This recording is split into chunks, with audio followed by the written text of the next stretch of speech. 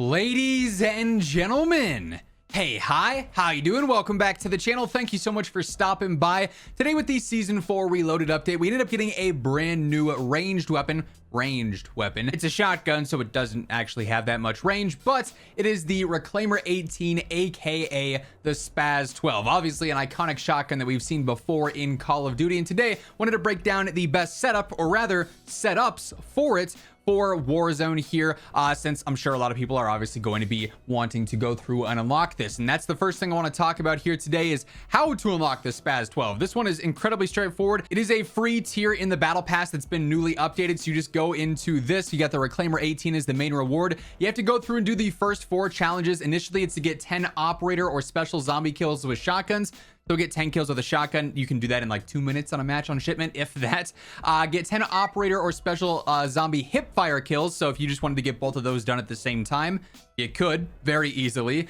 Get 5 operator or special zombie kills while aiming down sights, also ridiculously easy. And get 7 operator or special zombie kills in tac stance. So you could do all 4 of these essentially in one game in the matter of quite literally minutes. Jump in a small map mosh pit, you're going to be good to go. And then after you do all 4 of those, you get the last challenge for the Reclaimer 18, which is to get 5 headshots on a player or on a zombie with a shotgun, which again, you can end up doing in the same match. If you do all 4 of these first, and then you are able to unlock this one, it'll track right away, and you can end up doing all 5 of these challenges in one game of plunder, or in one game of like multiplayer, whatever the case, or even zombies, obviously. So it's incredibly straightforward and incredibly easy to actually go through and unlock this thing. Now, it does have 15 levels, so you have to go through, level that up, get all the attachments available for it, and then I think there's 2 different ways you can build this thing out. The first thing that I think is worth mentioning though with building this is that this actually is almost 2 shotguns in one. So the first one is this default mode here, which is obviously pump action. You shoot, pump. It doesn't have the fastest fire rate, but it works like the MW2 SPAS did back in 2009. Now, you'll notice the reload on this thing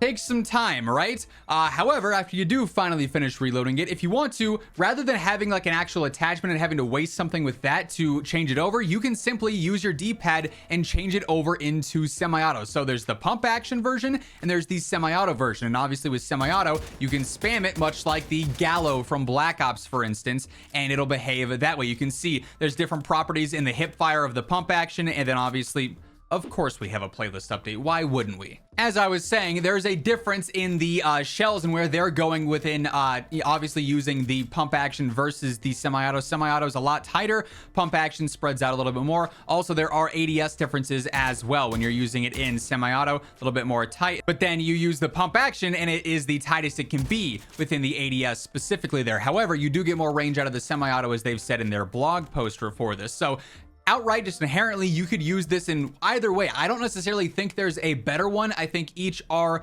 rewarding in their own way, if that makes any sense. So if you are someone who's ridiculously accurate, I think pump action could be very rewarding with the super tight spread, and obviously the accuracy there is going to be great. If you're someone who plays hip fire a little bit more, I think semi-auto is obviously going to be much better for that style of play. But I do have 2 different builds I want to focus on in terms of what's truly best for the SPAS. So as we dive into the class setups here, quick reminder, if you are new to the channel or maybe you have not subscribed yet, let's change that. Every single day, this is your one-stop shop for news, patch notes, meta breakdowns. It's all right here, so feel free to hit that subscribe button to stay up to date. And if you enjoy this video or if you find it helpful at all, do me a favor and drop a like on it. It's always really appreciated. But first up here, I have the overall SPAS build, one that is usable in semi-auto or pump action. It's pretty aggressive, and you can sort of just run and gun with this thing and play to the close range. So with this, there are a few interesting things with how you can build this out. First things first, this center mass grip tape. I don't know if this is bugged or not,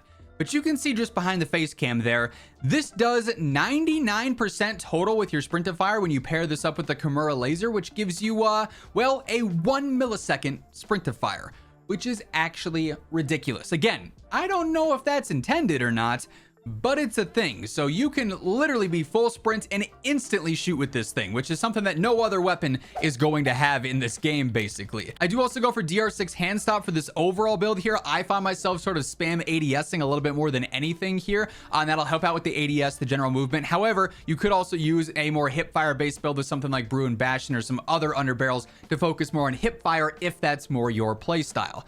I also go for the Bryson improved choke. This helps out with the spread, the range a little bit, and a little bit of hip fire as well. So if you're hip fire or ADS, I'd go ahead and run this. I go for the Kimura laser sight, obviously helping out that ADS speed, some tac stance a little bit too. And then that sprint to fire can't go lower, so it doesn't show up here, but it wouldn't usually help there too. And then I also mess around with no stock. I say mess around because, well, when you put this on, obviously it changes the complete look of the weapon. If I remove it, it looks like the normal SPAS. And if you were to ADS this, you know, it is what it is. It's pretty clear, pretty obvious. You can see things, right? Well, if you go through and you put on no stock, which obviously is going to give you the best movement, better tac stance, better hip fire, you put this on and you go to ADS, and well, do you like the barrels of your shotgun? Because that's all you're going to see. That's why I say I sort of spam ADS. Like, I think you can see enough with this to get kills, but also going back and forth or just straight up hip firing also makes it so you can actually see. Now, an alternative to this, if you're okay with having slightly slower move speed, is just to use the light stock. It's much more visible here. It's not going to be nearly as fast,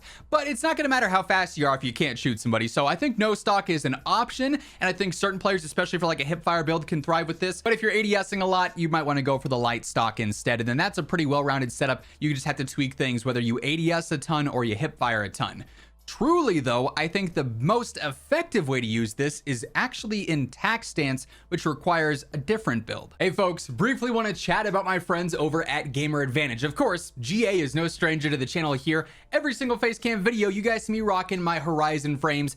These things are game changers. I've said it before, I'll say it again. There's no more important thing at my setup here, the computers, the monitors, the controllers, than these glasses, because these allow me to do what I do best day in and day out. If you're looking at screens for long periods of time, whether you're working, doing school, gaming, whatever it may be, you got to get yourself a pair of GA frames. They offer prescription and regular lenses. They've got a bunch of different colorways and frames, so a little bit of something for everyone there. And when it comes to sleeping better at night, reducing eye strain, these things are phenomenal. Best of all, if you want to throw in code WHosImmortal at checkout, you end up getting yourself a nice little discount as well. The link for that will be down in the description below if you're interested. So for this one, we just want to adjust a few specific attachments to focus all in on tac stance spread. Now, I am still using the center mass grip tape because, I mean, that sprint to fire. We're down to, 90% with this, and it's, there's another playlist update? Call of Duty. Anyways, as I was saying, with the center mass grip tape, we're up to 12 milliseconds because we don't have the laser on there, but still, that is utterly insane. 90% decrease. Like I said, I don't know if that's accurate. I don't know if that's intended to be like that,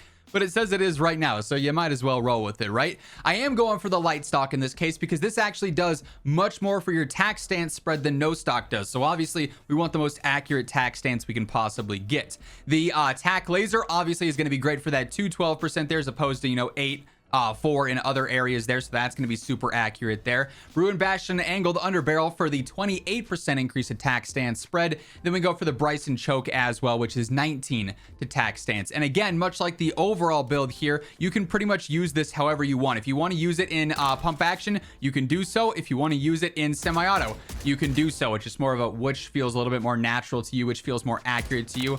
Either way, this thing is an interesting shotgun for sure. Unfortunately, the ultimate question here, how does it play into the meta? Well, not that great. Its damage is not going to be anything too crazy unless you're probably just absolutely barrel stuffing and you're the distance of this panel here to somebody, then maybe, but for realistic gunfights, I don't think this shotgun is really one that's going to shine a ton, at least as of right now with the builds that I've tested and based off of all the things I'm seeing from some of the shotgun gurus in the community. It does seem, unfortunately, a little bit underwhelming, but if you want to go through and unlock this, have it ready for if they do buff it, or you're just a fan of the SPAS and you like the feel of it and whatnot, you can go through, unlock this, and you have some setups to run with there. But that is going to wrap things up. If you enjoyed this video, do me a favor and drop a like on it. And if you're new here, be sure to hit that subscribe button on your way out to always guarantee you are up to date with everything going on in COD. But once again, thank you so much for tuning in. And until next time, take it easy. Have an awesome rest of your day. I'll catch you later. Peace out.